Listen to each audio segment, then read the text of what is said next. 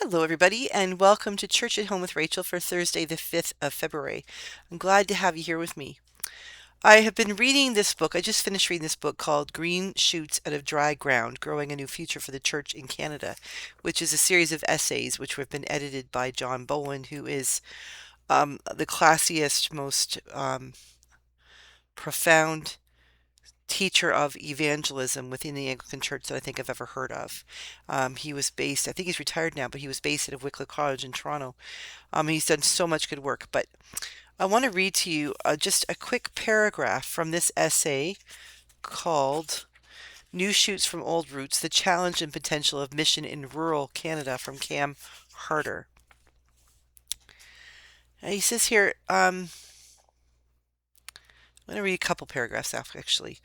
The term economy of scale is often applied in Canada to justify corporate mergers or the consolidation of rural school divisions, but we sometimes apply it to rural church closures, implying perhaps that a congregation's size and economic efficiency, its ability to raise more money than it spends, rather than its effectiveness in making disciples, is the best measure of its value.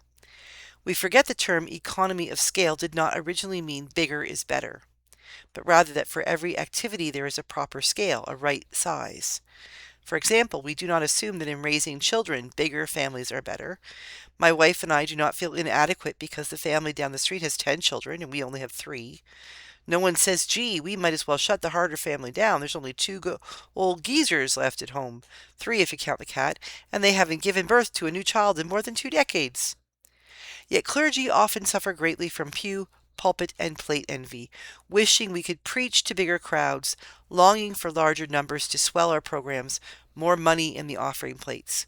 We can lose the sense that there is a proper scale for every activity, and that for many important things in our society, including making disciples of Christ, smaller structures are better. Not all town and country churches are small, and those that are do not always make the most of their intimate face-to-face size. But vital ministry often emerges among those who recognize the discipleship-making possibilities of being small. I really like that because I'm not just talking about church here. I really appreciate that because I recognize it in life, in all of the things that we face.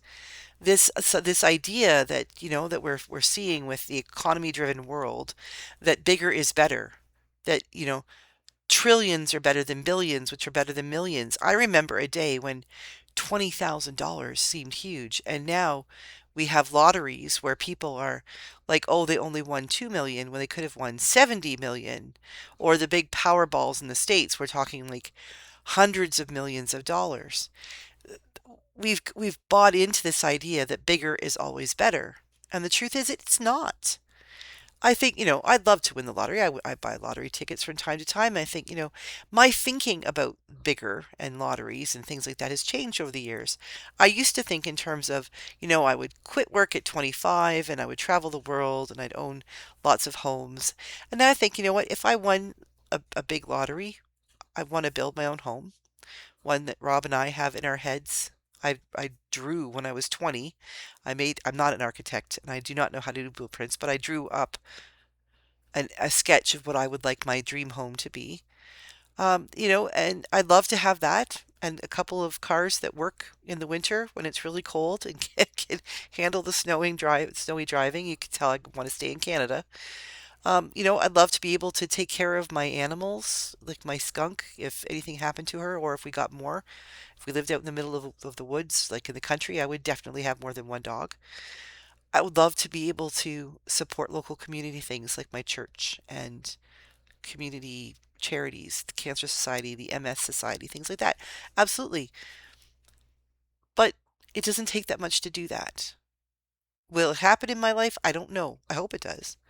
But I hope I can have those things in my life. I don't know how that might happen. But the idea is that as I've gotten older, I've also realized that I don't need bigger.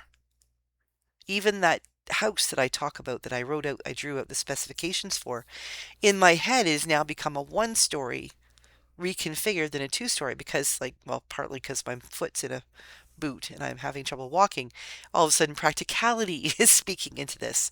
But this idea that wherever we're in, whether it's the church or business or communities or our soccer teams or the charities we work with or volunteer for, that somehow bigger is better.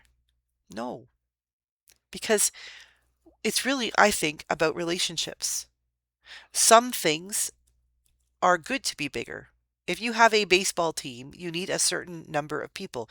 You need more than two or three people to be able to play, to practice. And then you also need another group of people of equal size or greater so you can actually have a game. And better yet, if there are many of them, so you can have a league in which to play.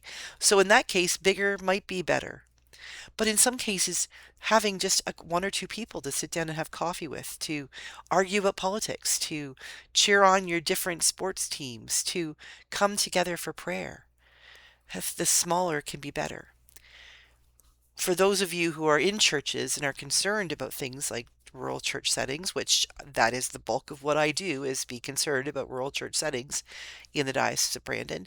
I am concerned about those things, but it's less about if we only had more people in the pews, more money on the plates, less insurance to pay on the buildings, and it's more about how can we, the few people that we have, find better ways to reach out to the people outside the buildings. How can we share the good news of Jesus Christ with other people? Not so that our churches will grow. If they did, that would be awesome. But just so that people will grow, that they'll have comfort of knowing who Jesus is and the change that he can make in their lives. It isn't about bigger being better. It's about recognizing how life can be better in each individual place. And Cam Harder in that essay is absolutely right. Rural churches in particular, or small town ministry, doesn't have to be bigger. As a matter of fact, bigger can be a hindrance. We need to be who we are, where God calls us to be. So where you work or who you volunteer with, if the whole purpose of what you do is for bigger, like you need it to be bigger to work well, then God bless you and may God prosper you in gathering the bigger, if that's what is needed to do God's work. But for those of you who are like me, who are working in the reality of smaller, and that's okay too, then may God help us to see the resources and the people and the opportunities that lie exist where we are, with the resources and the people and the opportunities that we have, that we might serve God and be served by others, sometimes ourselves as well, and recognize that sometimes better is just better, and sometimes smaller is better. And there's nothing wrong with that. We have no need for pew envy here, ever, if we are doing what God has called us to do. So sometimes bigger isn't better. Have a great day. God bless. I'll see you again tomorrow for Church at Home with Rachel.